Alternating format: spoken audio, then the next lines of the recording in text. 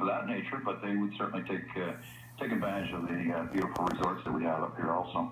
So, Cliff, the wonderful partnership between the Canadian and the American realtors must help make this a very smooth and enjoyable experience when either a Canadian comes south to buy or an American goes north to buy. Can you tell us about that relationship? Well, we have a great relationship with U.S. realtors, and in fact, whenever we get together with their leadership, we refer to it as a family. Certainly, we have the family dynamics. We don't always agree, but certainly, at the end of the day, we share a common bond.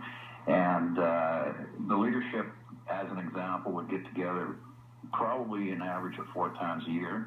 And we have a great experience every time we do that, sharing ideas and certainly bemoaning some of the obstacles that we face, whether it be government regulations or whatever the case may be. So the bond is there. A realtor is a realtor. It really doesn't matter. And we American realtor. So, Cliff, a nice year-round fishing cabin on a lake north in Canada, maybe a little small town 10 miles away, what would I be paying? It would depend on the province you're in and how developed that lake is, but if you want a remote location, it would not be that expensive to pick up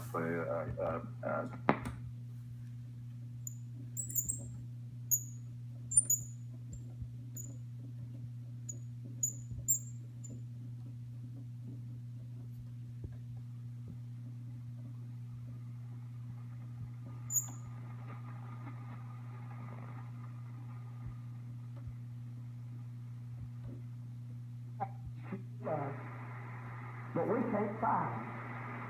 We can't do it. It's good sometimes to realize the battle that we get into. Now, I know greater is he that's in me than he